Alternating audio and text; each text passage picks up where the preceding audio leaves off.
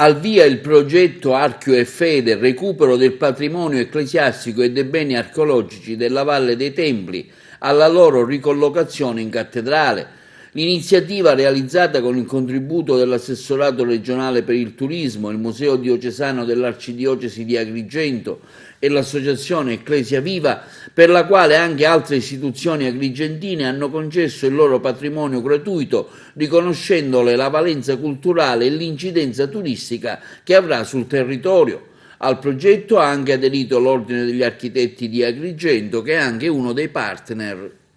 La frana del 66 ad Agrigento ha colpito uno dei centri storici più belli d'Italia, ma sicuramente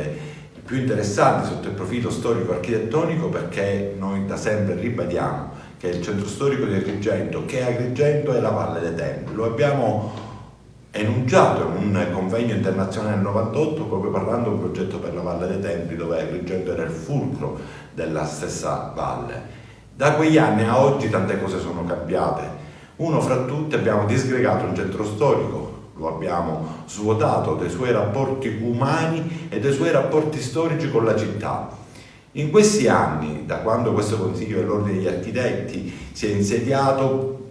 abbiamo avuto un partner importantissimo che è stata la Curia Arcivescovile di Agrigento, con la quale noi abbiamo sostenuto tutta una serie di iniziative importantissime per valorizzare il centro storico, vedendo nella Curia Arcivescovile il vero motore pulsante di una rigenerazione urbana e umana di questo centro storico. Lo abbiamo fatto parlando della cattedrale, lo abbiamo fatto parlando di Educa Agrigento, col progetto interessantissimo, avendo iscritto Agrigento alla Carta Internazionale Barcellona delle Città Educative, e oggi siamo qui a parlare di archeologia e fede con il passaggio di questi sarcofagi importantissimi che rappresentavano anche le fonti battesimali della cattedrale, spostati durante la frana del 66, che rientrano nella cattedrale, e riportandoli nella cattedrale diamo ulteriori strumenti per poter visitare il nostro centro storico, e l'Ordine degli Architetti non poteva che non essere presente in questo percorso, di cui ringraziamo